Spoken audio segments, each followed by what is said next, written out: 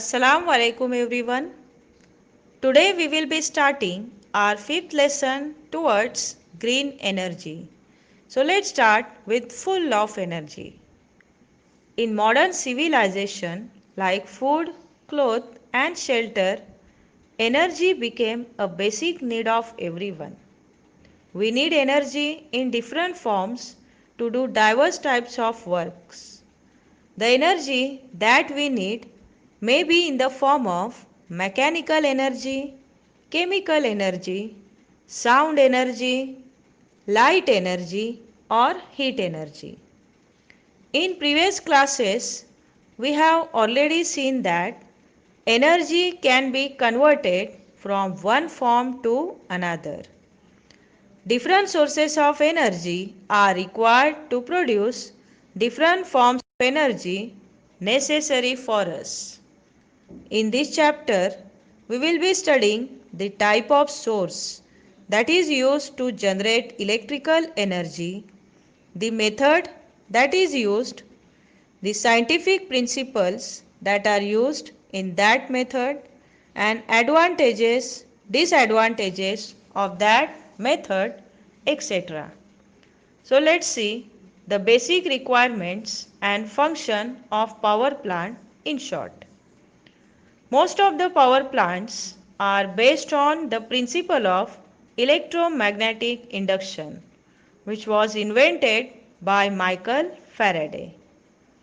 According to this principle, whenever magnetic field around conductor changes, a potential difference is generated across the conductor.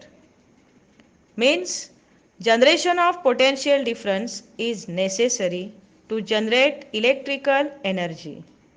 To generate potential difference, a magnetic field around conductor must be changed. The field around conductor can be changed by two ways. First, by keeping conductor in stationary phase and by rotating magnet around it. Second is by keeping magnet in stationary phase and by moving conductor coil. Thus, in both the cases, potential difference is generated across the conductor. The electrical power generating machine based on this principle is called electric generator, and such large generators are used in commercial power generation plants. We require a turbine to rotate the magnet in the generator. A turbine has blades, a shaft, and a wheel for rotation. If any fluid substances like liquid or gas is directed in the direction of blades of turbine, then the turbine rotates because of kinetic energy of flow.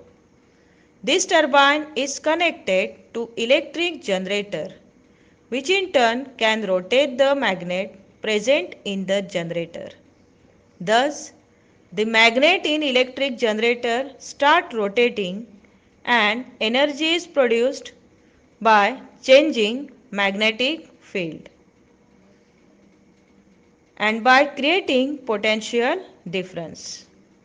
Thus, to generate electricity based on the principle of electromagnetic induction, we need a source to rotate the turbine, a turbine to rotate the generator. The design of turbine is different in different types of power stations. Let's study thermal power station. In thermal power station, thermal energy is used. The source which is used in this power station is coal. During burning of coal in the boiler, some gases are emitted and released to atmosphere through very high tower called stack. Thermal energy is released by burning of coal. This thermal energy is used for boiling water. Water is heated in boiler during which steam is released.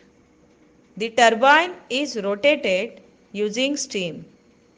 Steam of very high temperature and pressure is generated and it is directed on the blades of turbine to rotate it. Thus, the generator connected to the turbine rotates and electric energy is produced. A condenser is connected in between turbine and cooling tower. Once the turbine is rotated, the steam is taken into the condenser to decrease its temperature and pressure. It is done by circulating water through the condenser from cooling tower. Water absorbs heat energy from steam and steam condenses back to water. The heat absorbed by the water is then released to the atmosphere through vapors and hot air through cooling tower. Thus the steam is converted back into the water and recirculated to boiler for generating steam. Let's see some advantages of thermal power plant. The advantage of this power station is that the steam is converted back into water, thus the water is recycled. But along with this advantage, it has some disadvantage too. Number 1. Coal, a source of energy used in this power station, is a type of fossil fuel with very limited reserves, so there may be limitations in the future on the availability of coal. Second, during burning of coal, harmful gases are released into the atmosphere like nitrogen oxide, carbon dioxide, sulfur oxide, which are harmful to the health.